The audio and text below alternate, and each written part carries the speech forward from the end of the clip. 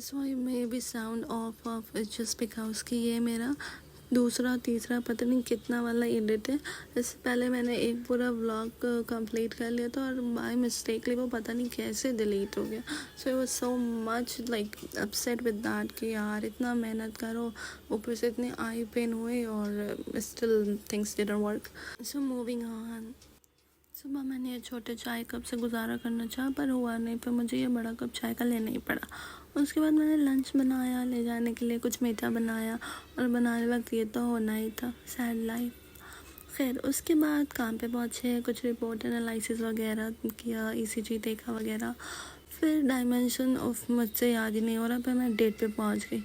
खैर उसके बाद कुछ और केसेस थे तो उस केस को ऑब्ज़र्व किया, उसमें देखा कि क्या नॉर्मल है क्या अब नॉर्मल है। जैसे कि एक केस में एरोटिक वॉल बहुत अच्छे तरीके से ओपन हो रहा था, वो आप देख सकते हैं कितना क्लियरली आपको व्यू दिख रहा है। उसके बाद कुछ और केस थे, वो सारे देखे। और इसे ऑब्ज़र्व करना बहुत इम्पॉर्टेंट इसलिए भी होता है क्योंकि जो हम थ्योरी पढ़ते हैं, theory just like 40-50%, but analysis case is something very different. भी ऑब्ज़र्व किया जो इसका वेंट्रिकल जो है उसका लार्जमेंट जो है डायमेंशन वो कितना वेरी कर रहा है, अगर प्रॉब्लम है तो वो माइल्ड है, मोल्ड है या सिवियर है, वो सारी चीज़ें हम ऑब्ज़र्व करते हैं। उसके लिए आपका थ्योरी प्लस प्रैक्टिकल नॉलेज होना बहुत बहुत इंपॉर्टेंट होता है। As a student we only think कि हाँ यार चलो हमारे थ्योरी पे कमांड है तो हो जाएगा, but no, medical field is very something different. We have the full command on practical things because it's all about human body, we can not take a risk. हमें उस चीज़ को ट्रीट करना होता है, अगर कोई प्रॉब्लम है उसे सॉल्व करने होता है। We have not to just make it more disaster, we have to just solve it very clear way in a very smooth way. So we have a very good command in practical.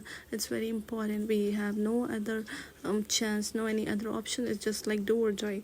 So it's very important to observe each and every case. We cannot skip that part. So जितना ज़्यादा आप case देखोगे, जितना ज़्यादा आप observe करोगे, उसको को रिलेट करोगे कि क्या प्रॉब्लम है, अगर है तो कितना प्रॉब्लम है, कितना वेरी हो रहा है, क्या परसेंटेज हो रहा है। फॉर एग्जांपल ये अगर इतना है, मान लो 45 है, तो क्या वो माइल्ड में आ रहा है, मोल्ड में आ रहा है, क्या सीवियर कंडीशंस है।